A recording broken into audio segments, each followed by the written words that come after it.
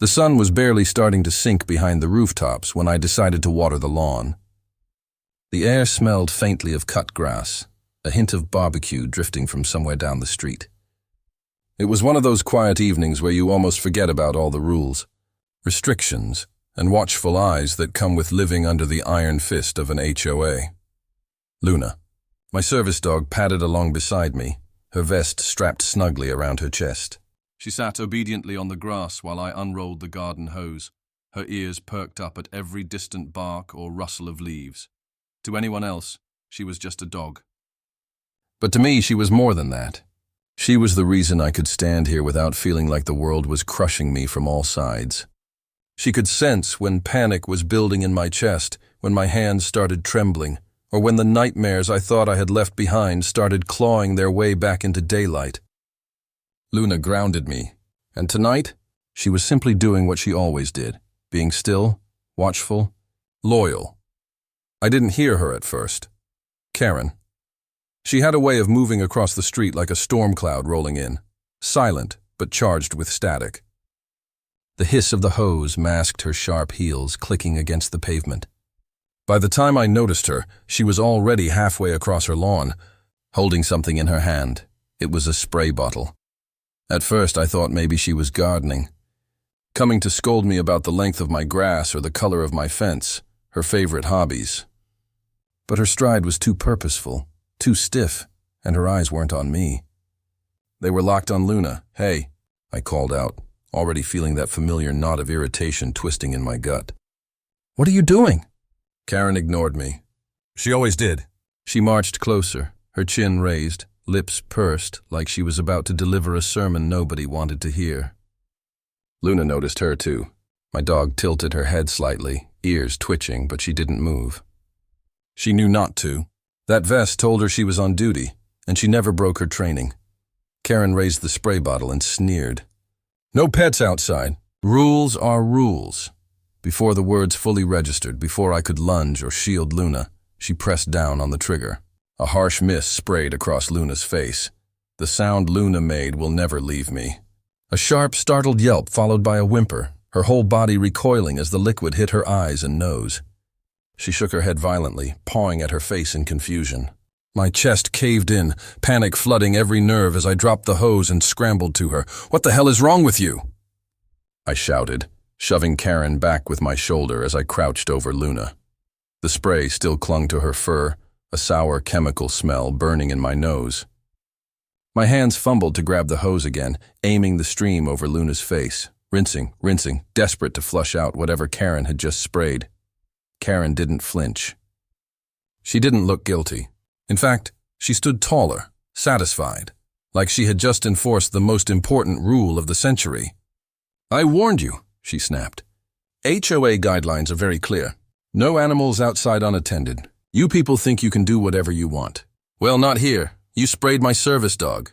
My voice cracked with fury. "Do you even understand what you've done?" "She's just a dog," Karen said with a shrug, as if that explained everything. Her eyes narrowed, smug, unbothered. "Don't try to play the victim. The rules apply to everyone." Luna whimpered again, shivering as the water trickled down her snout.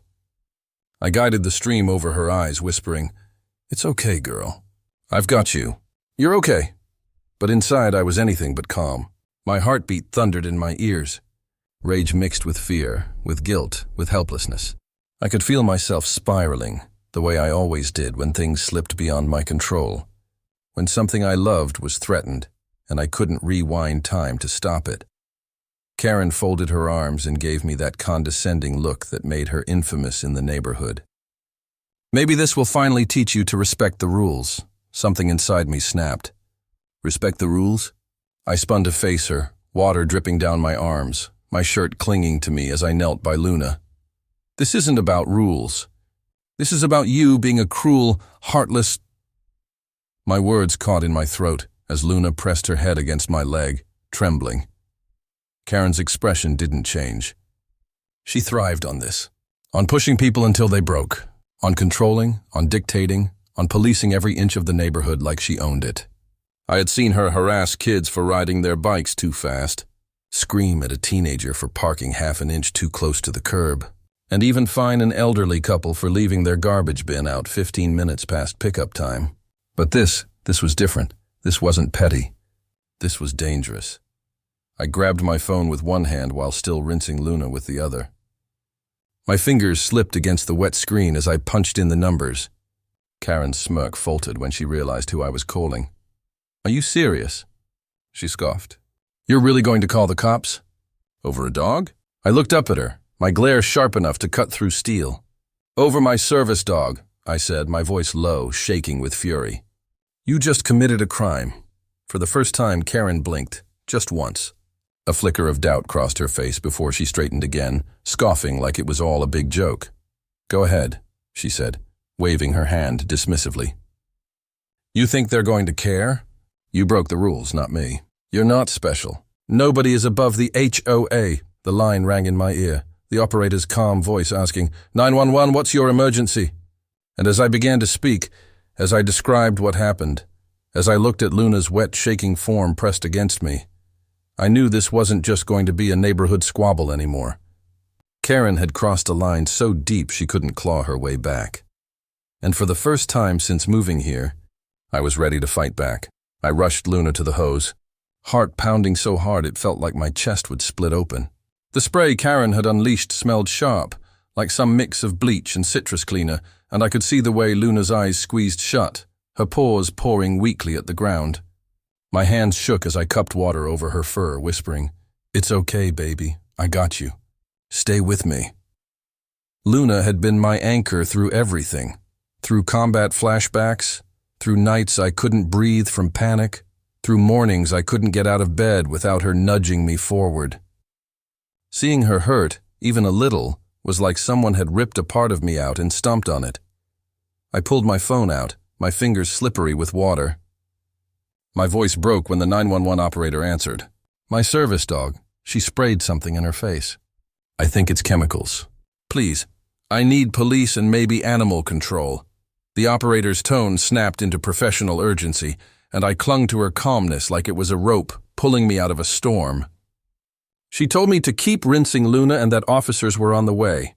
I didn't even realize until then that my own eyes were burning, not from the spray, but from sheer rage. By the time the squad cars pulled up, my lawn was soaked and muddy from the water, and Luna was trembling against my legs but at least breathing steady. Karen hadn't gone anywhere. She stood a few feet away with her arms crossed, her expression smug, like she thought she had caught me breaking some sacred HOA law. When the first officer stepped out of his cruiser, she pointed at me immediately. "That man is violating HOA rules. Dogs aren't supposed to be out here. I'm the president of this neighborhood's association, and I won't tolerate it."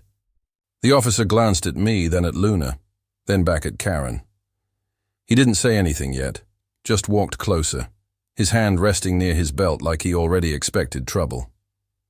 I held Luna's vest up so he could see the bright reflective patch sewn on. "Service animal. Do not disturb." The officer's eyes lingered on it, then he crouched down to Luna's level, his voice soft. "She all right?" he asked me. "She was sprayed with some kind of cleaner," I said, my voice cracking.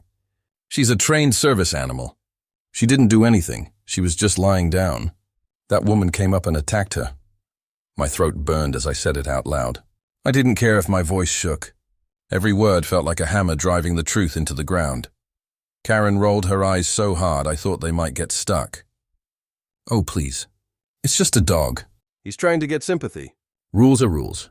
Pets aren't supposed to be outside in common areas without HOA approval, and I'll enforce that, however I see fit."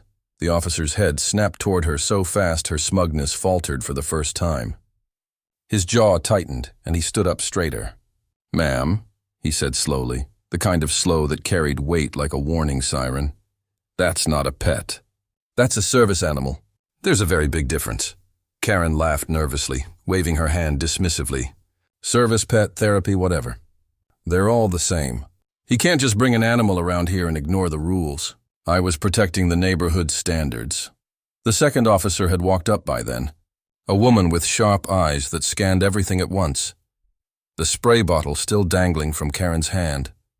The soaked patches on Luna's fur, the redness in my own face from crouching so long. She spoke more firmly.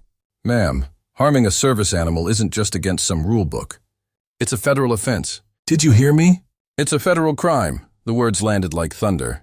For the first time since this nightmare began, Karen froze. Her smug mask cracked, her eyes widening just slightly, as if she finally realized the ground she was standing on was about to collapse beneath her. Federal, she stammered, her voice losing the sharp edge. Wait, no, I didn't know. I didn't know it was serious. I thought you... For years, Karen had wielded fear like a weapon, cutting down anyone who dared step out of her imaginary lines. But now, with 2 officers looming over her and the weight of federal law bearing down, she was the one cornered.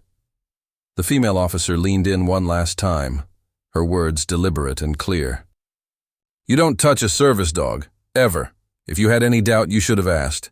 Instead, you attacked. And now, ma'am, you're going to answer for it. Karen swallowed hard, her throat visibly bobbing.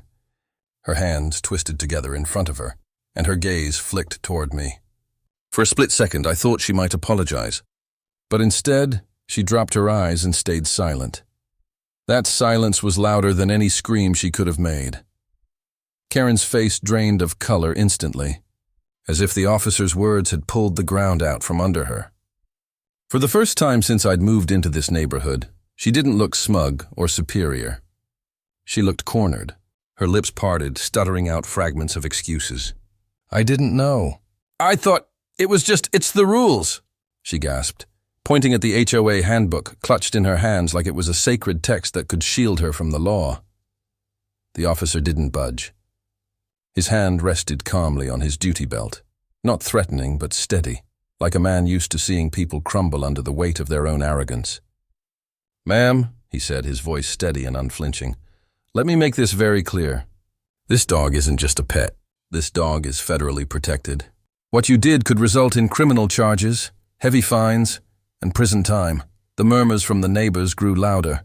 One man leaned against his fence, shaking his head as though he'd been waiting years to see her fall. A woman across the street whispered loudly enough for half the block to hear. I always knew she'd get herself in trouble one day. Another neighbor filmed the entire thing from their porch. Their phone angled just enough to capture Karen's pale, panicked face in the flashing red and blue lights. I knelt down to check on Luna, my hands trembling as I stroked her fur. She had stopped shaking, though her eyes followed the officers, alert and uncertain. I whispered, "It's okay, girl. You're safe now." She pressed her head into my chest, grounding me in that moment. I could feel the warmth of her trust, the bond that had carried me through so many storms. Karen, meanwhile, tried one last desperate attempt to claw back control. "This is ridiculous," she snapped, her voice rising. "I am the HOA president. I enforce the rules here." He's the one violating the community standards by parading that animal around without permission. Her finger jabbed the air in my direction like an accusation, but it only made the officer's face harden. "Ma'am," the officer said firmly, "you don't have authority over federal law. A service animal has every right to be here, and harming one is a serious offense." He pulled out a notepad and began writing. "What chemical was in that spray bottle?" Karen faltered. Her eyes darted to the bottle still clutched in her hand. Slowly, almost as if realizing it betrayed her, she lowered it. It's just cleaner," she muttered. "Just something to shoo animals away." The second officer stepped forward, took the bottle from her, and gave it a quick sniff. His eyebrows lifted. "This smells like industrial disinfectant. Pretty harsh stuff to be spraying in anyone's face, especially a dog's." He looked at her with disgust, then handed the bottle off to his partner, who bagged it as evidence. Karen's bluster deflated. Her knees seemed to wobble as if they might give out. "I didn't mean to hurt her," she cried, her voice cracking now. "I just thought, dogs aren't supposed to be here." "I was only trying to keep order." The officer shook his head. "You crossed a line. Intent or not, the law protects service animals for a reason. People depend on them. They aren't ornaments or nuisances, they're lifelines." His words sliced through the cool night air, final and heavy. As he began reading her rights, the entire neighborhood seemed to fall into a hush. The only sound was the low hum of the cruiser's engine and the soft whimper Luna gave as she nestled closer to me. My chest tightened. For months I'd endured Karen's snide remarks, her passive-aggressive letters, the glares whenever I walked Luna past her house. I'd let it roll off my back, convincing myself it wasn't worth the fight. But tonight, she had crossed a boundary no one should ever cross. The officers gently but firmly took her by the arms. She struggled weakly, her protests turning into incoherent pleas. "This isn't fair!" "You can't arrest me. I'm the victim here. That animal was breaking the rules." "You can't do this to me. I know people." But the handcuffs clicked shut around her wrists, metallic and final. Her voice broke into sobs, sharp and shrill. The crowd of neighbors grew bolder now, whispering less and speaking more openly. Someone muttered, "Karma finally caught up." Another said, "She's been bullying people for years. About time." I stood up slowly, Luna at my side, and watched as Karen was led toward the cruiser. Her face was streaked with tears, her perfect composure shattered into something almost unrecognizable. I had never seen her vulnerable, never seen her stripped of the authority she wielded like a weapon. For once, she wasn't the queen of the block. She was just another person who thought she was untouchable, and wasn't. The officer glanced back at me. "Do you want to press charges?" The weight of his words hit me like a stone. I looked at Luna, at her trusting eyes, at the damp fur on her face where the spray had hit her. My throat tightened. Part of me wanted to scream yes, to make her pay for every cruel word, every act of harassment, every ounce of pain she had caused. But another part of me, a quieter part, whispered of dignity, of letting justice speak for itself. "Yes," I said finally, my voice steady. "I do," the officer nodded once firmly, and guided Karen into the back seat of the cruiser. She let out one last wail of protest before the door slammed shut, cutting her voice off like a bad signal. The lights of the police car flashed against the houses, washing everything in red and blue waves. As the cruisers pulled away, the neighborhood seemed to exhale all at once. People emerged from their porches, cautiously at first, then in clusters. A woman approached me with a sympathetic smile. "I'm so sorry you went through that," she said softly. "We've all had trouble with her, but what she did to your dog..." She shook her head, unable to finish. Others chimed in, murmuring their support, some patting me on the back, others crouching to gently stroke Luna's head. For the first time since moving here, I didn't feel like an outsider. I felt like the community saw me, not through Karen's twisted lens, but for who I was, a neighbor, a person, someone simply trying to live in peace. When the crowd eventually dispersed, I stayed on the porch with Luna. The night had grown quiet again, the chaos fading into the background. Luna rested her head on my knee, her breathing steady, her eyes closing with the exhaustion of it all.